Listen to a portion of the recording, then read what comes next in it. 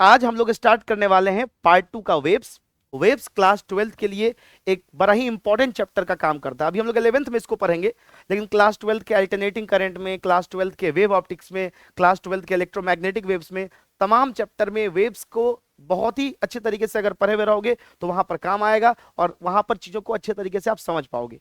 अगर वेव की बात करें तो वेव का मतलब तरंग होता है। जैसे इसका एग्जाम्पल साउंड हो गया, जो मैं अभी बोल रहा हूँ और तुम सुन रहे हो, ये भी एक तरह का वेव है।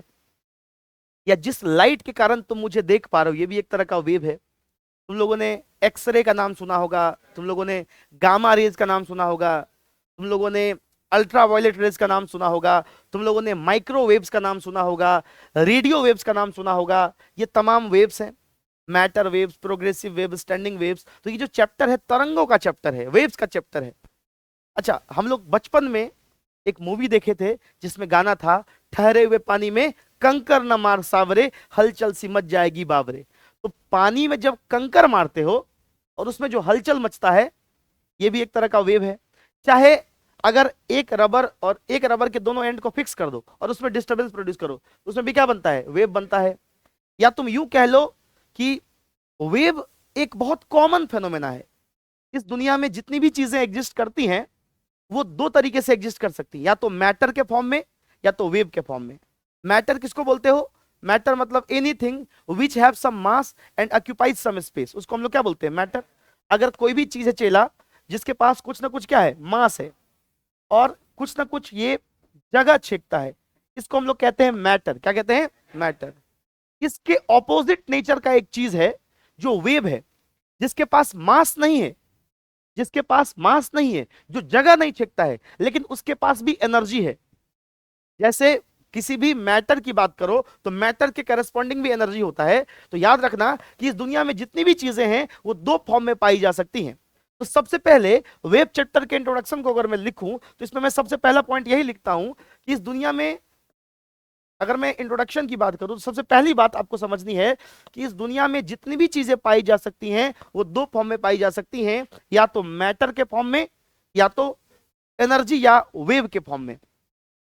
अगर वेव की बात करोगे तो वेव एक तरह का ऐसा डिस्टरबेंस है जो एक जगह से दूसरे जगह चलता है, एनर्जी को कैरी करके, मोमेंटम को कैरी करके, लेकिन अपने साथ मास कैरी नहीं करता। मतलब अपने साथ मैटर कैरी नहीं करता, अपने साथ पार्टिकल कैरी नहीं करता।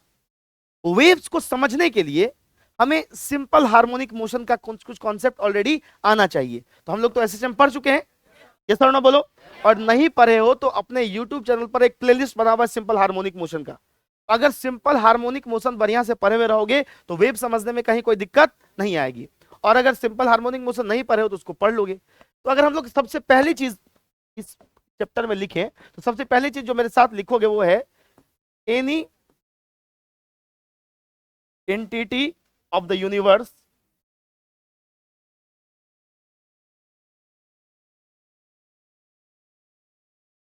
अभी तुम लोग समझ लो, पहले एग्जिस्ट इन टू फॉर्म्स। कोई भी एंटिटीज कितने फॉर्म में पाया जा सकता है?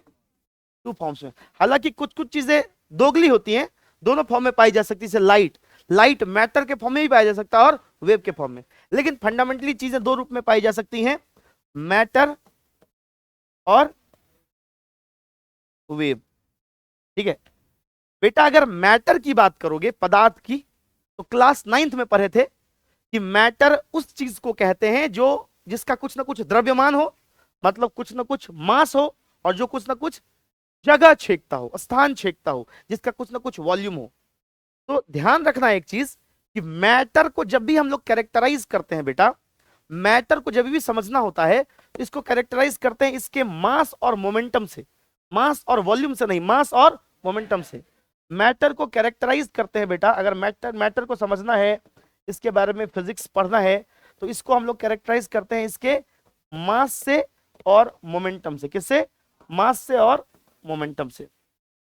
ऐसे ही जब हमें वेव के बारे में पढ़ना होता है, अगर हमें तरंगों के बारे में जानकारी लेना है, जैसे साउंड वेव के बारे में, लाइट वेव के बारे में, ये सब वेव का उदाहरण है। या इलेक्ट्रोमैग्नेटिक वेव में जैसे गामा रेज हो गया, जैसे इंफ्रारेड वेव हो गया, रेडियो वेव हो गया, माइक्रोवेव हो गया, यूवी रेज हो गए। इन तरंगों के बारे में अगर जानना है तो इनको कैरेक्टराइज करते हैं इनके एनर्जी से। किससे? Characterized by energy and wavelength. किससे कैरेक्टराइज करते चला इसको? एनर्जी और वेवलेंथ से। बहुत जरूरी है कि हम लोग वेव के बारे में तमाम इंफॉर्मेशन अपने दिमाग में रखें, ताकि बहुत ही शानदार तरीके से हम लोग क्लास 11th के वेव को तो सीख ही पाए, क्लास 12 के चैप्टर्स को भी हमें समझने में दिक्कत ना हो। क्लियर है बेटा? तो आगे बढ़ाएं, आगे बढ़ाया जाए। तो वेव के बारे में अगर मैं बात करूं तो मैं सबसे पहला चीज यही बोलूंगा कि वेव एक तरह का डिस्टरबेंस है जो एनर्जी को और मोमेंट कैरी, ये मोमेंटम भी को भी करता है, लेकिन पार्टिकल के मोमेंटम को नहीं कैरी करता है, मीडियम के पार्टिकल को कैरी नहीं करता है।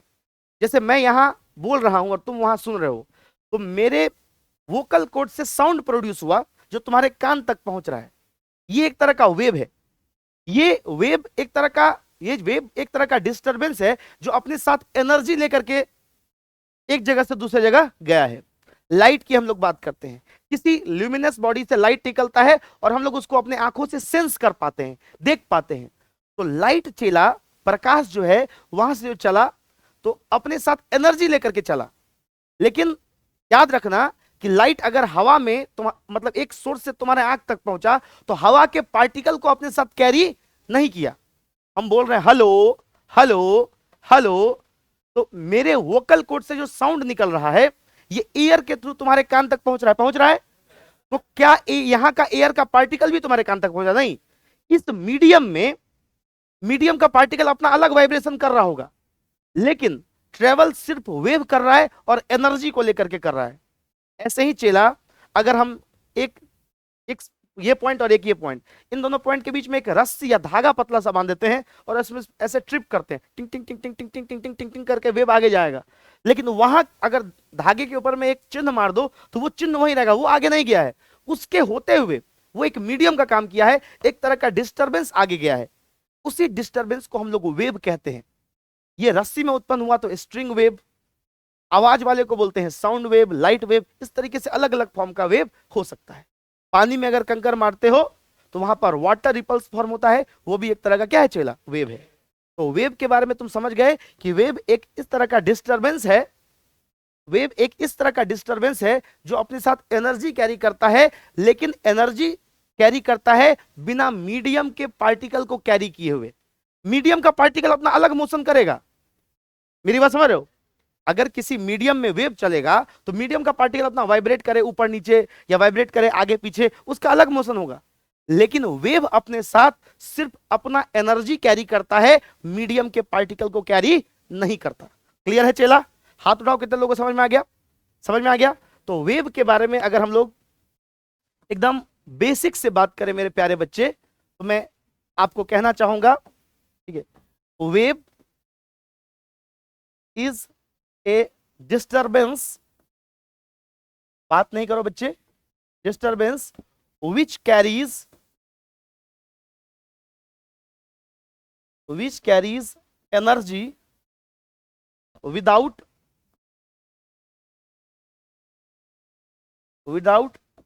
actual motion or carrying of medium particles। बिना मीडियम पार्टिकल्स को अपने साथ मूव करवाए हुए या बिना मीडियम पार्टिकल को अपने साथ कैरी किए हुए एक तरह का डिस्टरबेंस है ये, जो एनर्जी कैरी कर लेता है। हालांकि मीडियम के पार्टिकल्स भी मोशन करेंगे, उनका अलग तरीके से अपना वाइब्रेशन होगा। जिस मीडियम से वेव गुजरेगा उस मीडियम के पार्टिकल्स भी वाइब्रेशन करेंगे, लेकिन उनका वाइब्रेशन अलग मोशन है और वेव का प्रोग्रेशन अलग मोशन है। वेव के प्रोग्रेशन को उससे मतलब नहीं है। मतलब आप कहना क्या चाहते हैं सर? हम ये कहना चाहते हैं कि वेव का जो मोशन होता है उसमें मीडियम का पार्टिकल उसी पॉइंट पर अप एंड डाउन आगे पीछे वाइब्रेट कर सकता है, लेकिन वेव के साथ वो नहीं चलेगा। क्लियर है बेटा? और वेव की अगर एग्जांपल की बात करोगे तो हमारे पास साउंड वेव इसका उदाहरण हो गया। मैं बोल रहा हूं तो मेरे वोकल कॉर्ड से अभी तुम्हारे कान तक पहुंच रहा है। तुमने क्लास 10th में पढ़ा था लाइट वेव्स के बारे में। किसके बारे में चला? लाइट वेव्स के बारे में तुमने क्लास 10th में नहीं पढ़ा, आप पढ़ोगे रस्सी में उत्पन्न होने वाला वेग, स्ट्रिंग वेव्स के बारे में। मैं तो वाटर रिपल्स, पानी में जो कंकर मारते हो और वहां जो हलचल पैदा होता है, मैं उसको भी एक तरह का वेव बोल देता हूं। वाटर रिपल्स हो गया चेला। इसके अलावा गामा रेज, कौन सा रेज बेटा?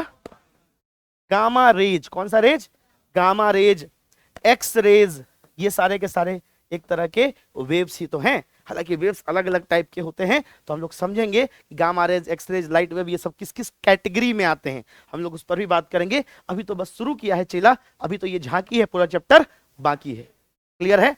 चलें आगे। तो बेटा ये हम लोगों ने वेव के बात की, वेव के एग्जांपल्स की। तुमको एक चीज हमेशा अपने दिमाग में, अपने जहन में रखना है कि वेव का मोशन, याद रखना अपने दिमाग में कि वेव का जो मोशन, जब भी वेव किसी मीडियम में चलेगा तो वेव का मोशन और पार्टिकल का मोशन एक दूसरे से क्या होता है? इंडिपेंडेंट। उसको एक दूसरे से मतलब नहीं है। ठीक है, मैं ये लिख रहा हूं, wave motion and motion of medium particle. मैं ये जो बार बार मीडियम बोल रहा हूं वो समझ रहे हो क्या? मीडियम जिस माध्यम में वेव या तरंग चल रहा है या ट्रेवल कर रहा है। Wave motion and medium and motion of medium particles are independent. एक दूसरे से क्या है? ये इंडिपेंडेंट है। मतलब अगर मैं वेव के स्पीड को भी डब्ल्यू लिख देता हूं और पार्टिकल्स के स्पीड को पी लिख देता हूं, तो ये इक्वल होने का कोई मतलब, ये इक्वल इक्वल नहीं होगा। क्लियर है? मेरी बात समझ रहे हो? कोई दिक्कत है यहां तक में? कोई दिक्कत है यहां तक में? चलो आगे बढ़ा दे चेला। मतलब वेव एक तरह का डिस्टरबेंस है जो अपने साथ क्या कैरी करता है? एनर्जी कैरी करता है। क्या इसके साथ पार्टिकल भी कैरी होता है? इसके साथ पार्टिकल कैरी, वो अलग बात है कि जिस मीडियम में वेव जाएगा उस मीडियम का पार्टिकल या तो ऊपर नीचे या टू एंड फ्रो, आगे पीछे वाइब्रेट करे, लेकिन उसका वाइब्रेशनल मोशन अपना अलग मोशन है और वेव का मोशन अपना अलग मोशन है। जब हम लोग वेव के प्रोग्रेशन को समझेंगे ना कि वेव कैसे चलता है, वेव का डिस्प्लेसमेंट कैसा होता है, जब हम लोग इसका मैथमेटिकल एनालिसिस करेंगे चेला, तो उसके लिए सिंपल हार्मोनिक मोशन के कॉन्सेप्ट की रिक्वायरमेंट होगी। तो अगर सिंपल हार्मोनिक मोशन, वैसे तुम लोग तो किए हुए हो क्लास, लेकिन अगर नहीं किए हो तो बेटा उसका क्लास जरूर कर लेना। यूट्यूब पे प्लेलिस्ट भी है सिंपल हार्मोनिक मोशन का। कोई दिक्कत है चले यहां तक में? अब चलो आगे चलते हैं। अब हम लोग समझते हैं कि वेव्स होता कितने टाइप का है। तो वेव्स को अलग अलग आधार पर अलग अलग टाइप में बांटा गया है। अगर हम लोग क्लासिफिकेशन ऑफ वेव्स की बात करें, किसकी बात करें? क्लासिफिकेशन ऑफ वेव्स की बात करें, तो अलग अलग आधार पर, ठीक है। कुछ वेव ऐसा होता है चेला जिसको चलने के लिए मीडियम की आवश्यकता होती है, और कुछ कुछ वेव को चलने के लिए मीडियम की आवश्यकता नहीं होती है। जिसको मीडियम की आवश्यकता होगी उसको मैकेनिकल वेव कहते हैं, और जिसको मीडियम की आवश्यकता नहीं होगी उसको नॉन मैकेनिकल वेव कहते हैं। कौन सा वेव कहते हैं? नॉन मैकेनिकल वेव कहते हैं। ठीक है, तो पहला हम बात करते हैं on the basis of medium requirement. किसके बेसिस पर? On the basis of medium requirement. Medium requirement के बेसिस पर अगर हम लोग बात करें चेला, तो हम लोग कहते हैं कि वेव्स जो होते हैं मीडियम के रिक्वायरमेंट के आधार पर दो टाइप के होते हैं। एक कौन सा? कौन सा चेला? एक मैकेनिकल वेव और दूसरा नॉन। एकदम बेसिक से शुरू कर रहा हूं, फिर इसके मैथमेटिकल एनालिसिस पर जाऊंगा। कोई हड़बड़ाने की जरूरत नहीं है, इंच इंच पढ़ाऊंगा ताकि सबको समझ में आए। बिल्कुल बेसिक से एडवांस लेवल तक चलना है चेला। तो याद रखना कि अगर हम लोग बात करें किसकी? मैकेनिकल वेव की, तो मैकेनिकल वेव को क्या चाहिए? Require material medium for propagation. चलने के लिए क्या चाहिए? Material medium. Require material medium for propagation. तुमको पता है स्पेस में मीडियम प्रेजेंट नहीं होता, नहीं होता ना, तो वहां पर एस्ट्रोनॉट्स एक दूसरे को देख तो पाते हैं लेकिन सुन नहीं पाते। तो सुनने के लिए वो लोग स्पेशल इंस्ट्रूमेंट का यूज करते हैं, डिवाइस का यूज करते हैं, ताकि जब ये बोले और वो सुने तो इसके बीच में क्या प्रेजेंट रहे? इसके बीच में क्या प्रेजेंट रहे? मीडियम प्रेजेंट रहे। यानी इसका मतलब ये हुआ सर कि अगर आप साउंड वेव की बात करें तो साउंड वेव जो है किसका एग्जाम्पल हो गया? मैकेनिकल वेव का। बिल्कुल सही बात है, साउंड वेव किसका एग्जाम्पल हो गया? मैकेनिकल वेव का। और नॉन मैकेनिकल वेव की बात करेंगे तो ये क्या हो जाएगा चेला?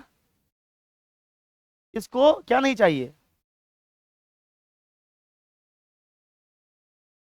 क्या इसको क्या नहीं चाहिए?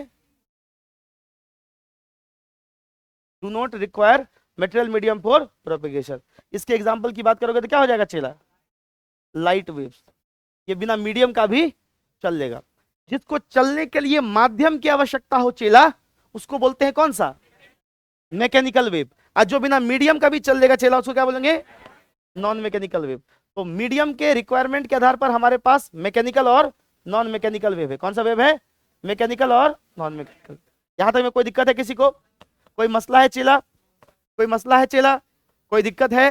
कोई समस्या है किसी को? आगे बढ़ा सकते हैं। ये पहला आधार था on the basis of medium requirement. अब वेव अगर किसी सोर्स से निकला तो वेव के मोशन के आधार पर वेव को हम लोग दो तरीके से डिवाइड कर सकते हैं। एक प्रोग्रेसिव वेव, जो वेव फॉरवर्ड डायरेक्शन में चल रहा हो, और एक स्टैंडिंग वेव, जो वेव हमको स्टेशनरी सीम हो, हमको लगे कि वो कैसा वेव है? स्टेशनरी या ठहरा हुआ वेव है। तो स्टैंडिंग वेव और progressive wave on the basis of motion, किसके आधार पर चला? मोशन के आधार पर। ठीक है, दूसरा कौन सा आधार होगा चेला? On the basis of motion. Motion के आधार पर हम लोग कितने टाइप में बांटेंगे?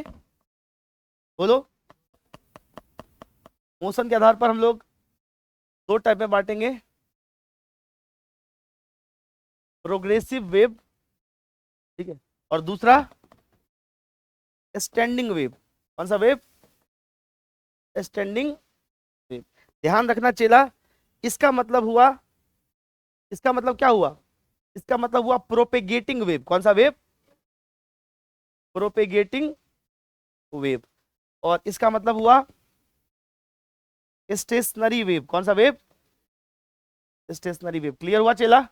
कोई दुख दर्द कष्ट पीड़ा परेशानी? ये तो हो गया मोशन के आधार पर। किसके आधार पर? मोशन के आधार पर।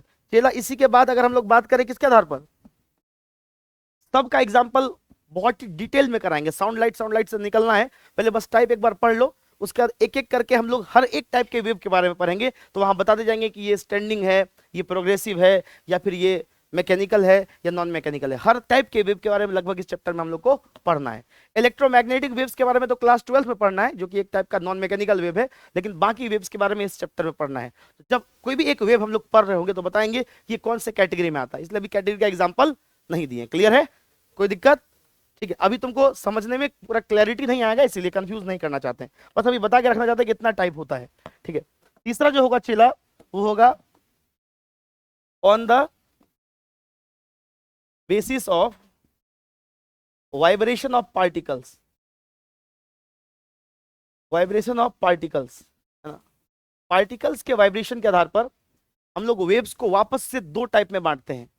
एक ट्रांसवर्स, जिसमें क्रेस्ट एंड ट्रफ बनता है, और एक लॉन्गिट्यूडनल, जिसमें जिसमें क्या? Compression, rarefaction. कॉम्प्रेशन नाइन्थ में पढ़े थे, भूल गया जी? नाइन्थ में नहीं पढ़ा था? ठीक है, नाइन्थ क्लास में था ये, है ना? ये हमारे पास होता है वेव्स, ट्रांसवर्स वेव। कौन सा वेव चला?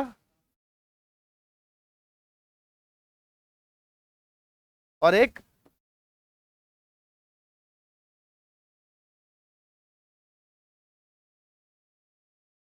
ट्रांसवर्स वेव और लॉन्गिट्यूडनल वेव। याद रखना, ट्रांसवर्स वेव की बात अगर करोगे,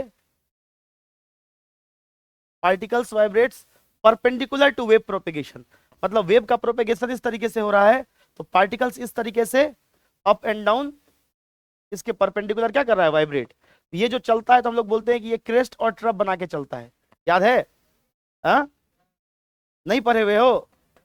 ये वेव प्रोपेगेशन है, ठीक है, और ये जो है अप्स एंड डाउन, ये वाइब्रेशन है। ये क्या है? Vibration.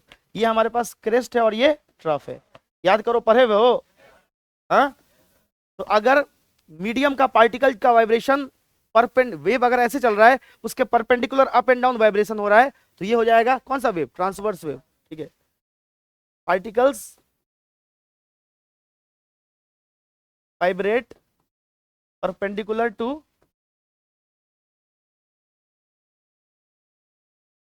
Propagation of waves. Clear है चेला? और यहां पर क्या होगा लॉन्गिट्यूडनल वेव में? जैसे इसमें अप एंड डाउन वाइब्रेशन हो रहा है। कैसा vibration? Up and down. U और डी का मतलब up and down, up and down. और लॉन्गिट्यूडनल वेव में क्या होगा? Particles vibrate parallel, parallel to क्या, सबका एक एक का एग्जांपल क्लियर होगा, एक एक टाइप का वेव पढ़ेंगे उसमें। मान लो ये वेव के प्रोपेगेशन का डायरेक्शन है, तो पार्टिकल्स इसी में आगे पीछे, पार्टिकल्स मूव नहीं कर रहा है, मीडियम का पार्टिकल वहीं पर जो उसका स्थान है वहीं पर वाइब्रेट करता है, तो आगे पीछे या फिर ऊपर नीचे। तो अगर वेव के डायरेक्शन के ऊपर नीचे मूव कर रहा है तो ये हो गया कौन सा, ट्रांसवर्स, और वेव के डायरेक्शन के आगे पीछे मूव कर रहा है तो लॉन्गिट्यूडनल। क्या कहलाता है ये, लॉन्गिट्यूडनल। ठीक है, मेरी बात समझ रहे हो, ये वेव प्रोपेगेशन हो गया। ठीक है, इसमें जो है ना टू एंड फ्रो वाइब्रेशन, कैसा vibration, to and fro, T मतलब ट्रू, ट्रू ट्रो एंड टू एंड फ्रो, आगे और पीछे, टू एंड फ्रो। क्लियर है, ठीक है। इसका एग्जांपल तुम लोग पढ़े भी होगे क्लास, हम अभी डिटेल में नहीं ना चाहते हैं। इसके ट्रांसवर्स में हो जाता है लाइट वेव और इसमें हो जाता है साउंड वेव। कौन सा वेव्स, साउंड वेव्स। तो बहुत डिटेल में पढ़ोगे, बहुत तरह का वेव पढ़ना, अभी तो दो ही पढ़े हो 9th 10th में, इसलिए बस इसी का एग्जांपल दे रहे हैं। अभी चैप्टर पढ़ाएंगे तो हर एक वेव में क्लियर करते जाएंगे कि ये कौन से कैटेगरी में फॉल करता है। इसमें जो ट्रेवलिंग होगा ना वेव का, तो वेव कैसे चलेगा, कुछ दूर तक क्या बनेगा, कंप्रेशन, पार्टिकल्स नजदीक आ जाएगा, कुछ दूर तक फैल जाएगा, इसको बोलते हैं रेयरफेक्शन। याद करो, क्लास 9th में पढ़े होगे कंप्रेशन, चाहे यहाँ कम जगह है तो मैं यहाँ बना देता हूँ। ठीक है, देखो यहाँ पर बोर्ड पर देखो, इसका मैं यहाँ पर बना देता हूँ। कुछ दूर तक क्या होगा, पार्टिकल्स बहुत करीब करीब आ जाएगा तो कंप्रेशन, कुछ दूर तक पार्टिकल्स फैल जाएगा तो रेयरफेक्शन, फिर क्या, कंप्रेशन, फिर क्या, रेयरफेक्शन। तो अगर wave compression rarefaction, compression rarefaction, दबाव फैलाओ, दबाव फैलाओ, दबाव फैलाओ, इस तरीके से चले तो ये किस कैटेगरी में आएगा, लॉन्गिट्यूडल में। और crest and trough, crest and trough, crest and trough बना के चले तो क्या होगा, इसमें हम तुमको सब बताएंगे। अभी बस इंट्रोडक्टरी क्लास है आज का, आज कुछ पढ़ा नहीं रहे हैं, तुमको ये बताएंगे कि इसमें एम्पलीट्यूड किसको बोलते हैं, लाइन ऑफ जीरो डिस्टर्बेंस क्या है, फ्रीक्वेंसी कैसे निकालते हैं, वेवलेंथ कैसे निकालते हैं। लेकिन अभी उस पर ध्यान, अभी जो फंडामेंटल बेसिक बता रहे बस वही समझो।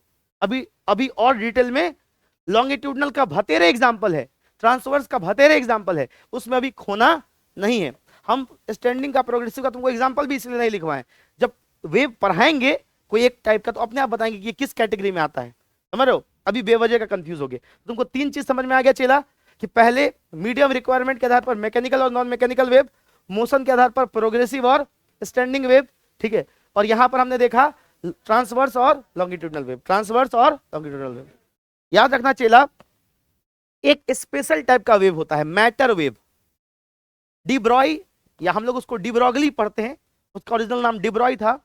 डिब्रॉय नाम के एक फिजिसिस्ट ने बताया था कि हर एक मैटर रिलेटिविस्टिक स्पीड पर, मतलब लाइट के आसपास के स्पीड पर फेंकने पर वेव की तरह बिहेव करने लग जाता है। तो मैटर से जुड़े हुए वेव, या इलेक्ट्रॉन, जैसे इलेक्ट्रॉन से जो वेव बनता है, प्रोटॉन के चलने से जो वेव बनता है, तुम लोगों ने पढ़ा होगा क्लास 11th के केमिस्ट्री के एटॉमिक स्ट्रक्चर में, डिब्रॉगली हाइपोथेसिस या डिब्रॉय हाइपोथेसिस को बोलते हैं। फिजिक्स में भी पढ़ोगे क्लास 12th में। तो डिब्रॉगली साहब ने कहा था कि हर एक मैटर से जुड़ा हुआ एक वेव है, उसको मैटर वेव हम लोग बोलते हैं। कौन सा वेव बोलते हैं, मैटर वेव। कौन सा वेव, मैटर वेव। क्लियर है चेला। तो हम लोग यहां पर एक चीज और देख लेते हैं चमका कॉन्सेप्ट करके। यहां तक में आई डोंट थिंक किसी को कोई डाउट है, सब कुछ क्लियर है चेला, कोई डाउट है किसी को, सब कुछ क्लियर है, पक्का क्लियर है, एक बार हाथ उठाओ, क्लियर है, पक्का क्लियर है। और ये लेक्चर रिकॉर्ड भी हो रहा है, तो अगर थोड़ा सा भी कहीं कंफ्यूजन रहेगा, इसको वापस से 2x पे 1.5x पे देख करके कहानी खत्म कर लेना है चेला। ठीक है, अब हम लोग देखते हैं चमका कॉन्सेप्ट। ठीक है, मजा आएगा, दिखाएं। ठीक है, दो स्पेशल वेव्स के बारे में तुम लोग ध्यान रखना, हालांकि ये सभी उसी कैटेगरी में आता है, लेकिन अलग से इस बता रहे हैं क्योंकि इस पर ऑब्जेक्टिव्स जो जेनरिक एग्जाम है, सीयूईटी का, एनडीए वगैरह, उसमें खूब क्वेश्चन इस पे आ रहा है, इसलिए इसको अलग से बता रहे हैं चेला। ठीक है, एक हो गया हमारे पास मैटर वेव। कौन सा वेव, मैटर वेव। तुम लोग आगे पढ़ोगे कि मैटर का डुअल नेचर होता है, मतलब मैटर दोगले किस्म का होता है, जरूरत पड़ने पर वेव बन जाएगा, जरूरत पड़ने पर पार्टिकल बन जाएगा। ठीक है, तो अभी तो बस इतना समझ जाओ चेला कि मैटर वेव का मतलब हुआ द वेव्स associated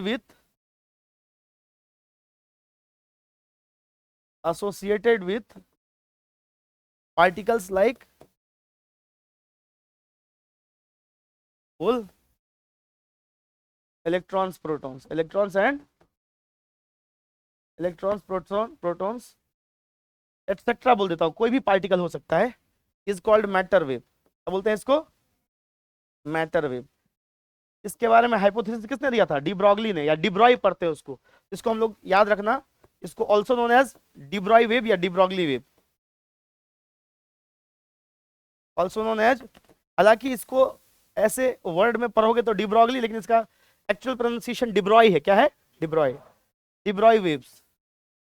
क्लियर है बेटा? कोई दिक्कत नहीं है। ऐसे ही क्लास 12th में पढ़ोगे एक खास टाइप का वेव, इलेक्ट्रोमैग्नेटिक वेव। कौन सा wave? Electromagnetic waves. Class 12th में पढ़ोगे इलेक्ट्रोमैग्नेटिक वेव्स। ठीक है। Waves formed by mutual vibration of electric and magnetic field is called electromagnetic waves. याद रखना चेला। ठीक है। Waves formed by mutual variation of perpendicular electric and magnetic field. Electric और मैग्नेटिक फील्ड अगर एक साथ वेरी कर रहा है चेला परपेंडिकुलरली, उससे जो वेव बनता है वो क्या कहलाता है? Electromagnetic wave. ईएमडब्ल्यू हम लोग कहते हैं चेला। क्या कहते हैं? बीएमडब्ल्यू नहीं रहे, ईएमडब्ल्यू। ठीक है। इज कॉल्ड, मैं शॉर्ट में अभी ईएमडब्ल्यू यहां लिख देता हूं। कोई दिक्कत है चेला? अब अगर देखोगे कि इलेक्ट्रोमैग्नेटिक वेव में क्या क्या आता है, तो आओ एक बार वो भी समझा देते हैं। ठीक है। इलेक्ट्रोमैग्नेटिक वेव हमारे लाइफ में बहुत यूजफुल है। हमारे लाइफ में स्टेप स्टेप पर, कदम कदम पर हम लोग इलेक्ट्रोमैग्नेटिक वेव्स का यूज करते हैं। ठीक है। स्पेक्ट्रम ऑफ ईएम वेव्स या इलेक्ट्रोमैग्नेटिक वेव्स, इसके बारे में डिटेल में कहाँ पढ़ना है? क्लास 12th में एक चैप्टर है पूरा, जिसका नाम क्या है? Electromagnetic wave. पूरा चैप्टर का नाम क्या है? Electromagnetic wave. ठीक है। इसके स्पेक्ट्रम को अगर याद रखना है चेला, तो मैं कहूंगा इसको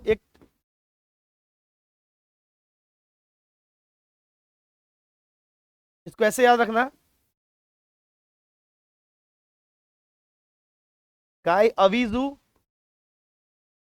इन्फ्रा मारे। याद रखने का ट्रिक है चेला, गाय अवीजू इन्फ्रा मारे। नहीं, आज से किसी को गरियाना हो तो यही कहना, गाय अवीजू इन्फ्रा मारे। ठीक है। तुम उसको गाली भी नहीं दिए, तुम उसको इलेक्ट्रोमैग्नेटिक वेव भी पढ़ा दिए, और उसको लगा ये कौन सा खतरनाक गाली है। कोई तुमको तंग कर रहा है क्लास में, गाय अवीजू इन्फ्रा मारे, हाँ, उसको लगा खतरनाक गाली है, गुजराती गाली। लेकिन नहीं, ये कोई गाली नहीं है। इलेक्ट्रोमैग्नेटिक वेव्स में कौन कौन से वेव्स आते हैं उनका नाम है ये। कैसे? ये ट्रिक है एक याद रखने का। गा से गामा रेज चेला। कौन सा रेज? Gamma rays. कौन सा रेज? Gamma raise. ए से एक्स रेज। कौन सा रेज? याद रखने का तरीका है चेला, अ से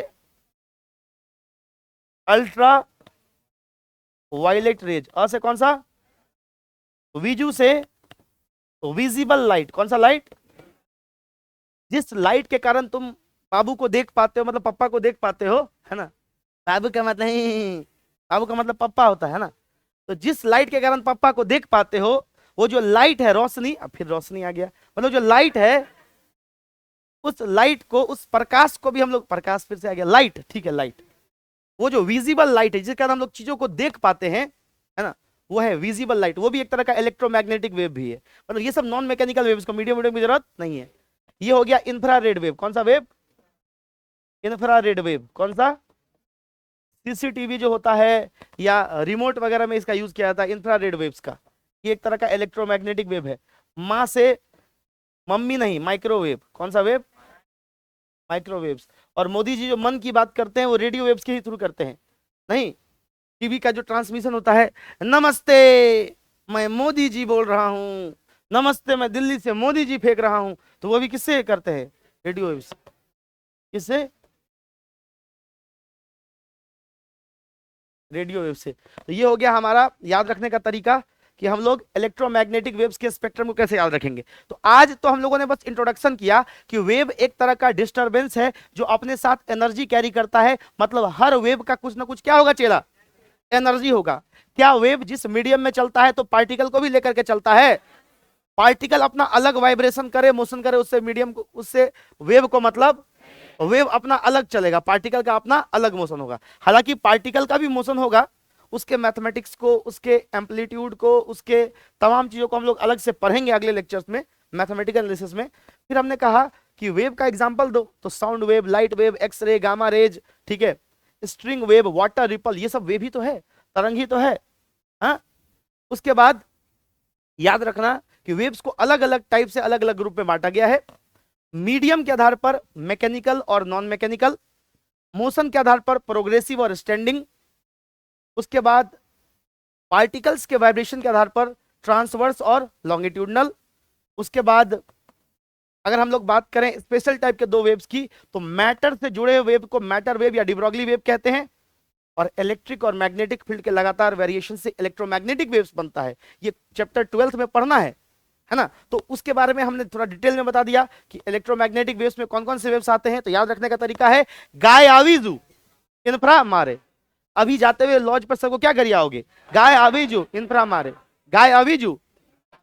उसको लगेगा कि ये गुजराती गाली है, लेकिन कोई गाली, गा से गामा रेज, ए से एक्सरे, और से अल्ट्रावायलेट, विजू से विजिबल, इंफ्रा से इंफ्रारेड, मा से माइक्रोवेव, आर से रेडियो वेव। कितने जनों को आज का क्लास समझ में आ गया?